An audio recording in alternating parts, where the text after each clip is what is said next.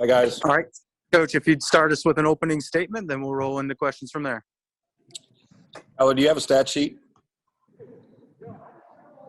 Tyler? Okay.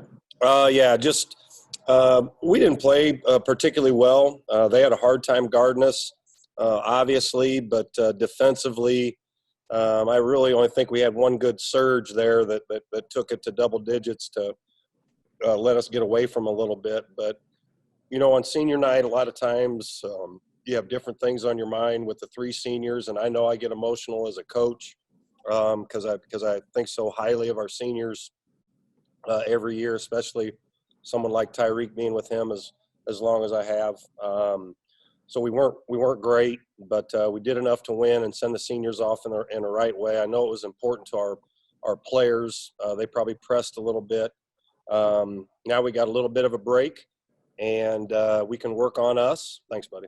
We can work on us and before we flip to Valpo.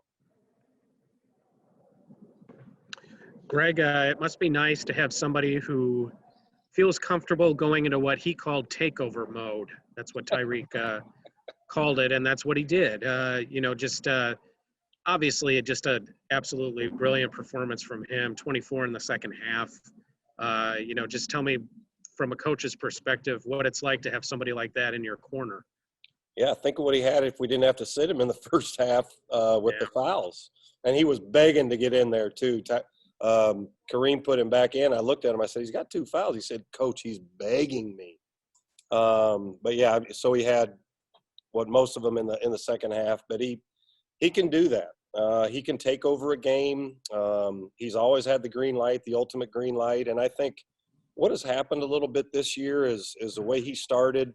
There's a little bit of a dynamic with Trey and Jake. He knows they're really good, and he knows those guys are going to be able to make plays as well. So he was a little tentative and didn't force the issue. He's never forced the issue because he's a very unselfish guy. But I think in the last month there's been a little something to where he's like when we run stuff, he doesn't take the shot all the time. And I'm like, Tyrique, we're running stuff to get you shots. And he's doing more of that now. And he'll come over and chirp in my ear, the same thing, running the same thing and doing those things. So, and also what he's done in the last month and a half, he's really taken his defense personally. He guards the best player on the other team all the time and does a terrific job. And I've said for the last month that he and Trey Williams should both be on the all-defensive team. And really, you look at it, Trey's first half where he scored 20, I know Tyrique is perfectly capable of doing what he did in the second half on his own, but Evansville really did have to commit some resources to Trey in the middle. I mean, more so than they might otherwise. And it was going to open up for somebody, and it's always obviously good when your best player is that somebody in this case. How much do you think Trey's first half helped out that second half a little bit? Yeah, I mean, we're going to go in there. We always talk about playing inside out, and Trey, he'll go through games and get 2 shots, but he still plays a great game because when the help comes, he never forces anything. He's a terrific passer. Tyrique, and Jake, when they doubled early in the first half, we got layups by them making the right play and the right pass. Trey Williams is not everybody sees everything he does. The coaches sure do. He is an outstanding player, and you don't get a better kid either. And with those 3, Jake was in foul trouble a little bit too, but the other guys, get their opportunities by how teams are going to defend them, and people switch it up different ways. But all 3 of those guys are doing an unbelievable job of recognizing the defense. What was Evansville doing tonight? I don't think they did anything that surprised me, but what were they doing to make their offense much better than it was on Sunday? Yeah, I'll give them credit. Gavance kept that ball in his hand a lot. I thought we didn't play particularly well defensively. We were hugging guys out on the perimeter where we always talk about being in the gaps, even if you're guarding a guy that's a great three-point shooter. So we left the guy on the ball on an island a little bit too much. And those guys are good. Those guys can handle the ball. They can score it. And you saw them get to the rim a lot one-on-one. But our help side defense wasn't very good. And what they're doing, I can't see what they were for 3. but they, they spread us out, and I thought Gavance kept the ball in his hands with the dribble a lot more than he normally does. And again, we didn't play particularly well defensively. You give them credit, but in that we had about a 3-4 minute stretch where we really locked it down and changed the game. You were able to play to your strengths, though, both in the first half with Trey and then obviously with Tyrique in the second half. We've talked about it before, but how important is it for you to have versatility in what you are able to do on the floor? Because this game, if any game points that out, it's this one where you had one half where you dominated in the post and another where you had your best scorer on his game. It seems obvious, but it's hard to get that done. And this team seems to have bought into helping each other create these opportunities. Yeah, they have. And Trey and Jake lead the way in looking for Tyrique. But we think we have a lot of guys that can score it. Now those are going to be our first options, obviously. And when they switch and they try to take away Trey, then it opens things up for Trey and Jake. And if you're not going to be able to take away everybody, if you got 3 guys that can really score it, that's really hard to defend. And then you're talking about Coop and Randy and guys like that out there on the floor. So we've talked about is I've seen us as a deep team with a lot of different guys that can score baskets. Difference is until tonight we've been pretty darn good defensively. You got 9 days until your next game, which is very unusual during conference play. How do you spend it? What's the best way this team takes advantage of that time? Well, for one, they've done such a good job with our protocols. These guys have been unbelievable how they've handled it and what they're doing. And we had a good talk after the game. We got to stay careful, even more than ever now that we're nearing the end of the year, because we need everybody. We need everybody to be a part of it. But what we'll do, Todd, is give them a couple days here and get them, get to classes, catch up academically if anybody was behind. These guys are really good students, so we're fine there. And I know our guys, they're still going to be in the gym. And then we won't really go to Valpo until 2 days before next week. So the Wednesday and Thursday, we'll switch to them. We'll do some things defensively in practice with their actions and things that they'll guard, but it'll be a lot more about us. And that's really helped us, again, in the last couple months. That's all I got. Appreciate it. Thanks, Todd. You're muted there, Rick. I saw your lips moving.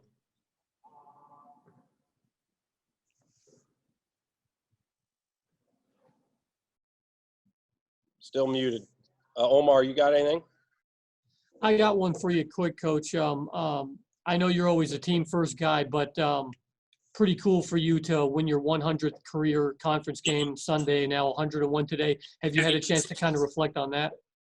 I don't think about that stuff really, until people are telling you, but with the amount of stuff, people reaching out to me on that one, it was really cool. It's very humbling. It makes you feel good. I know Christy and my family really think that's neat, but I'm not going to dwell on any of that. When I'm done, it'll be something cool to look back in, but that's a pretty cool list. And I said on the conference call, it's nice. It's really cool for me to be on with 2 good friends in Porter and Jake, and then the quality of the coaches that are up there on that list. It's something I'll look back on, and at least you can say, hey, we did that. Todd hit a lot about how great Tyrique is. What have you kind of enjoyed most about coaching him? There hasn't been anything I don't enjoy about that young man. When you got to beg a guy to shoot more, that's that prolific of a scorer, it's kind of funny. But there's never been, from me at the time I met that kid, one thing that I haven't enjoyed. He's a different kid because of how quiet he is and the way he carries himself. But his mom did a heck of a job at tough times, having tough times, raising, being a single parent and raising he and his sister.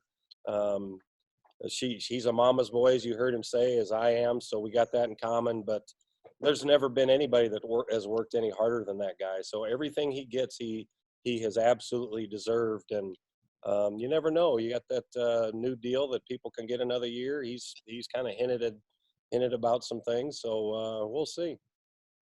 Coach, can you hear me now? There you are, Rick. Hey, the win tonight is the 10th in the conference, back-to-back seasons of 10 or more wins in conference play. Since Bird left in 79, ISU's had just 10 of those, of 10 or more wins in the conference season. You've had 5 of those. How proud are you of what you've been able to do and this program's been able to do in the last 10, 11 years in the MVC?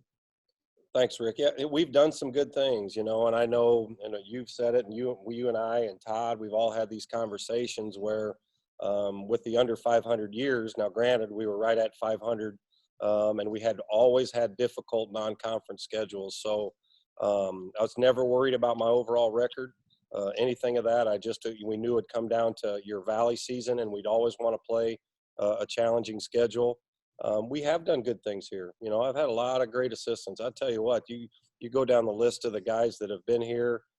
We haven't lost that many, and the current staff that we have right now, guys are unbelievable. They do an unbelievable job. They're awesome people. They're great to be around every day. And like I said, in the lean years, we didn't quite have the guys that with the work ethic that Odom's group had, and then this group has now, and got a lot of young guys too. But you give somebody like Tyrique a lot of credit. You give these assistants a lot of credit for the way they recruit and how hard they work and sacrifice. So, and the good thing about it right now, it's about this team. It's about this particular team, and that's the attitude we've had all year. And all we're going to do is the best we can here from here on out. This team is kind of peaking like the 11 team did at the end of February towards March. How much do you like just the overall direction your program is heading towards Arch Madness?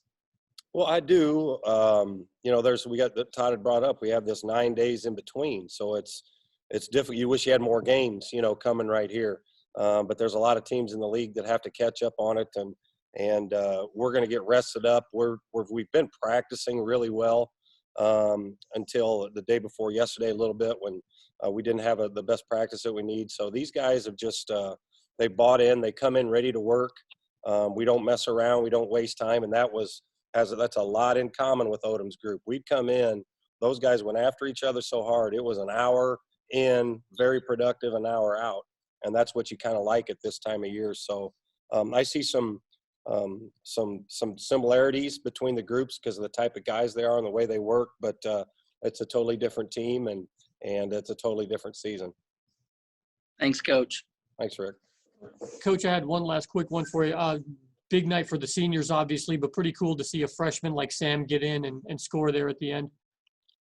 You see the bench when that went in? I mean, that's it's some of the stuff that keeps you in coaching, to see the reaction and see how much that kid is in there every day with Julian in the morning. When I go in there in the morning, he and Julian are in there shooting. They're out there right now, right after the game, out there shooting. That kid is a special kid, and he is all about – he loves Indiana State. He's all about the right stuff. Great kid on and off the floor. And Kenny, our manager, who is the senior, got to do the pregame speech. And the last thing he said to him, he said, you better lay it on the line tonight because Sam is getting in this game. So that was great to see. Sam is a very important part of this group. Thanks, Coach. Congratulations. Thanks, guys.